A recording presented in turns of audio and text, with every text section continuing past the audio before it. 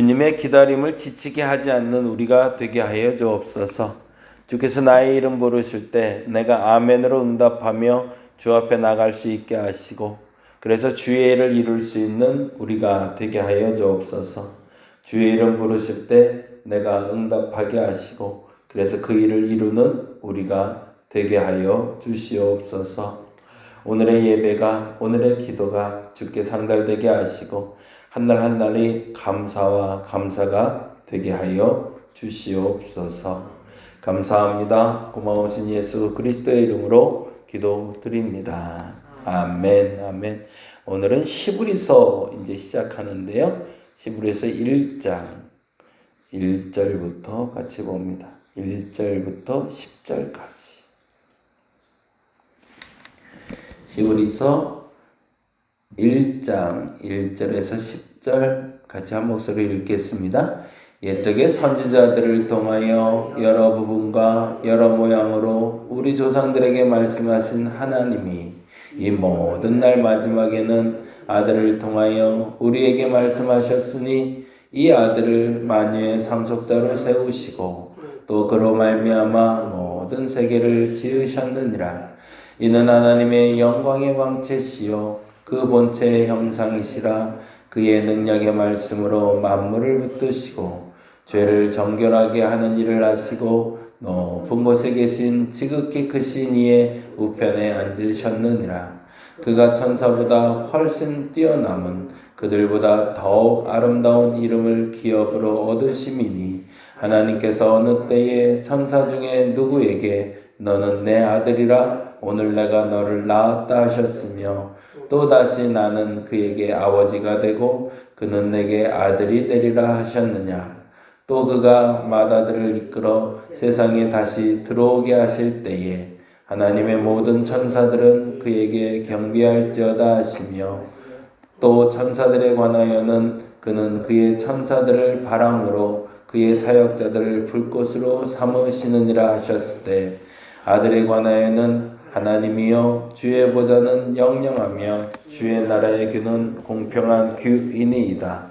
주께서 의를 사랑하시고 불법을 미워하셨으니, 그러므로 하나님 곧 주의 하나님이 즐거움의 기름을 주께 부어 주를 동류들보다 뛰어나게 하셨도다 하였고, 또 주여 태초에 주께서 땅에 기초를 두셨으며 하늘도 주의 손으로 지으신 바라. 아멘. 오늘 이제 히브리서 시작하려고 하는데요. 히브리서는 예수 그리스도에 대해서 분명하게 설명하는 게 목적입니다. 기록은 약 70년, AD 한 70년경이다라고 알려지고 있고요. 사도 바울이 지었다라는 것으로 추정은 하고 있지만, 사실은 바울인지 누구인지 아볼로인지 베드로인지 아무도 알 수가 없어요. 그게 조금 좀 안타까운 건데요. 근데 한 가지 분명한 것은 이 히브리서가 이제 사람들에게 돌아다니면서 했던 가장 큰 역할은 예수 그리스도를 바로 믿기 원하는 사람들, 더 정확히는 세례받는 사람들, 그들에게 세례 교육의 교재로 사용됐던 책이라는 겁니다. 그만큼 그리스도라는 분에 대해서 가장 분명하게 설명한 책이 히브리서다라고 보면 되겠죠. 그래서 히브리서에는 하나님, 곧 예수 그리스도에 대해서 이렇게 먼저 설명하고 있어요. 2절에 보니까 이렇게 되어 있네요. 2절 말씀 볼까요? 이 모든 마지막에는 아들을 통하여, 거기다 동그라미 해놓고 아들을 통하여 말씀하셨대요. 그리고 이 아들을 만유의 상속자로 세우셨대요. 이 아들이 그리스도고 그리스도가 곧 만유의 상속자라는 거죠. 그리고 이 상속자가 무엇을 했냐면 그로 말미암아 모든 세계를 지으셨대요. 이 말은 요한복음에 나온 대로 로고스라는 단어의 말씀을 이야기하고 있죠. 예수가 곧 말씀이다. 하나님이 세상을 말씀으로 창조하셨으니 하나님이 창조하신 그 말씀의 수단 예수가 바로 우리가 알고 있는 예수다라고 얘기하고요. 그러면 단지 예수님은 하나님의 수단일 수밖에 없는가? 라고 말할 수 있으니 다시 한번 이렇게 얘기합니다. 이는 하면서 3절에 다시 한번 설명하죠. 이는 하나님의 영광의 광채시다. 영광의 광채다라는 표현이 재밌죠. 햇빛을 받아서 빛이 나오는 것처럼 햇빛이라는 분 하나님이 계시고 그 하나님의 햇빛을 발현해서 드러내는 존재가 있는데 그게 바로 예수 그리스도다. 하나님은 저 하늘에 계신 분이라면 예수님은 이곳에서 그 광채가 되는 그 빛이 내시는 분이다라는 얘기고, 그렇게 하면 또 하나님과 예수님이 분리되는 것처럼 여겨지니 그분을 이렇게 표현하죠. 그 본체의 형상이다.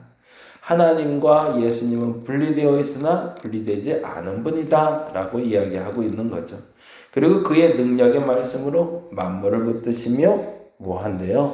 죄를 정결하게 하는 일을 하시고 높은 곳에 계신 지극히 크신 하나님의 우편에 앉으셨느니라.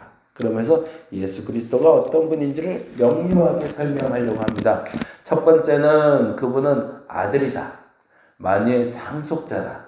그리고 세계를 만드신 분이다 라고 이야기했다면 그분은 하나님의 영광의 광채시다. 그러나 하나님과 분리된 분이 아니라 하나님 곧 그분인 본체의 형상이다. 그러면 그분이 하는 일이 뭐냐? 그분이 하는 일은 죄를 정결하게 하고 그리고 지극히 크신 하나님 우편에서 심판하는 일을 하시는 분이다 라고 설명하며 예수라는 분이 어떤 분인지에 대해서 명쾌하게 설명하려고 애를 씁니다. 그게 1장 1절에서 3절까지를 통해서 예수 그리스도라는 분에 대해서 정의하고 싶었던 히브리서 기사의 말씀이에요. 근데 여기서 참 재미난 단어가 나오는데 그게 1장 1절과 2절인데 그 부분만 오늘 잠깐 살펴볼게요. 1장 1절과 1장 2절에서는 선지자와 예수님을 비교하고 있습니다. 선지자들은 누구고 예수는 누구다 라고 얘기하는데 재밌는 단어가 반복돼요. 1절 한번 볼까요? 옛적에 선지자들을 통하여 여러 부분과 여러 모양으로 우리 조상들에게 말씀하신 하나님이라고 되어 있어요. 그러면 선지자들은 뭐 하는 사람이죠? 말씀하는 분, 그 하나님의 전달자라는 거죠. 그리고 2절에도 똑같이 이렇게 표현합니다. 2절 보니까 이 모든 날 마지막에는 아들을 통하여 우리에게 말씀하셨으니 여기서 똑같이 나오네요. 1절에도 선지자들은 말씀하신 하나님의 전달자예요. 그리고 아들도 말씀하신 하나님의 전달자 역할을 한다. 그래서 사람들이 오해를 했다라는 거죠. 사실은 앞서 말씀드린 대로 예수님은 만유의 상속자고 모든 것을 지으신 분이시고 영광의 광채고 본체의 형상이며 심지어 우리의 죄를 정결하게 하시고 지극히 높은 이의 우편에서 우리를 심판하신 분인데 그가 말씀을 전하는 사람이라고 생각해서 같은 선지자로 보아오지 않았는가? 라고 얘기하는 거거든요. 다시요. 요거는 다시 정리를 좀 할 필요가 있어요. 예수님이 주된 사역이 말씀을 전하는 것이다 보니 그 말씀을 전하시는 예수님을 보고 예수님도 선지자로서이다 라고 말하는 사람들처럼 예수님도 선지자 중에 하나로 착각하는 사람들이 있는데 라는 말이에요. 예수님도 선지자 중에 하나라고 착각하는 사람들이 있는데 동일한 사역을 했지만 예수님은 그 동일한 사역 중에서 불분되신 분으로 하나님의 영광이요 본체의 형상이요 죄를 정결케 하신 분이요 지극히 크신 이의 우편에서 심판하시는 분으로 선지자와 구별되는 분이다 라는 얘기를 하고 싶은 겁니다. 그러면 어떻게 구별될까요? 선지자는 계시의 전달자죠. 그렇죠? 하나님의 말씀에 대한 전달자로서 끝나지만 예수는 하나님의 계시의 자체가 되는 거죠. 궁극적으로 하나님이 전하고자 하신 메시지가 예수 그리스도를 전하는 게 목적이었으니 선지자는 계시의 전달자였지만 예수님은 계시 자체가 되는 분이고요. 그리고 우리가 다 아는 대로 선지자들은 사람이기 때문에 죄가 있는 사람들이죠. 그런데 예수님은 죄가 없으시며 오히려 죄를 정결케 하는 분이다. 이렇게 구별된다는 거죠. 그러니 선지자하고는 다른 차원의 분이야 라고 너희들이 분명히 알아야 된다는 겁니다. 다시 한번 정리할게요. 선지자들은 계시를 전달하는 사람이라면 예수님은 계시 자체가 되는 분이고, 선지자들은 죄를 짓는 사람들이고 죄인들이지만 예수님은 죄가 없으시고 죄를 정결케 하는 분이다. 그리고 선지자는 하나님의 종이지만 하나님의 아들로서 예수님은 오시고 상속자시다. 그리고 마지막, 선지자는 대변인은 될 수 있지만 영광의 황체나 본체의 형상은 될 수 없다라고 얘기합니다. 우리가 예수님을 닮는다라고 얘기해요. 예수님을 닮는다라고 얘기할 때 그 예수님을 닮는 건 예수님을 닮은 복사본과 같은 선지자의 역할을 하는 걸 말합니다. 우리가 예수님처럼 될 수는 없죠. 예수님처럼 계시 자체가 된다고 하면 이단인 거고요. 죄를 우리가 정결케 한다는 것도 이단인 거고요. 내가 하나님의 아들이다 말하는 것도 이단인 거고요. 내가 영광의 광채고 본체의 형상이다 말하면 그건 이단인 겁니다. 그렇죠? 그렇게 될 수 있는 분은 예수님밖에 없죠. 그럼 우리가 할 수 있는 일은 뭘까가 중요한 거죠. 그러니까 1장 1절에서 2절에서 우리에게 얘기해 주는 건 예수님은 이렇게 분명하게 구별되는 분이고 그분을 믿는 우리는 다음의 일을 하는 사람들이야. 뭐라고요? 계시의 전달자야. 우리는 예수를 전하는 사람이야 라고 아멘 할 수 있어야 된다는 거고요. 우리는 죄인임을 인정해야 된다는 거고요. 우리는 하나님의 종이요 대변자로 살아가는 사람이다. 우리는 그 선지자로서 살아가는 사람들이다 라고 스스로 인정해야 된다라는 이야기를 우리에게 알려주고 있습니다. 그리고 이제 6절, 5절 이하부터, 4절 이하부터는 천사와 비교하며 천사보다 뛰어나신 하나님 아들 예수에 대해서 이야기하고 있어요. 그래서 그 부분에 대해서는 다시 한번 살펴보고요. 오늘은 여기까지 한번 기도하고 갔으면 좋겠습니다.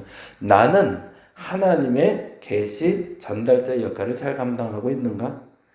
죄인으로서 인정하고 있는가? 하나님의 종이라 인정하는가? 그리고 나는 대변인으로서 그 역할을 감당하고 있는가? 그렇다면 마땅히 할 바를 하는 것이지만 만일에 내가 계시 자체다라고 생각하는 어리석은 사람들처럼 내가 누군가를 심판하고 정죄할 수 있다고 착각하는 것처럼 내가 하나님의 영광의 광채고 본체의 형상이다라고 착각하는 것처럼 이단적인 사상을 가진 사람들과 어울리거나 그렇지 않은가 점검하는 오늘 한 날 되시기를 간절히 바랍니다. 기도하겠습니다. 선지자나 예수나 말씀을 전하는 분이라고 여겨집니다.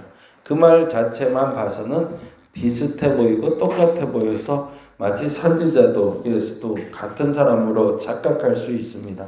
그러나 선지자가 곧 예수가 아니며 예수님은 선지자들을 통해서 계시된 분임을 우리가 인정하게 하여 주시옵소서. 그리고 무엇보다도 내가 선지자로서 살아갈 수 있는 사람들 되게 하여 주옵소서. 계시를 전달하는 사람 되게 하시고 죄인임을 인정하게 하시고 하나님의 종이라 말하는 자들 되게 하시고 대변인으로 살아가게 하여 주시옵소서. 감사합니다. 고마우신 예수님 이름으로 기도드렸습니다. 다 같이 기도하고 들어갑니다.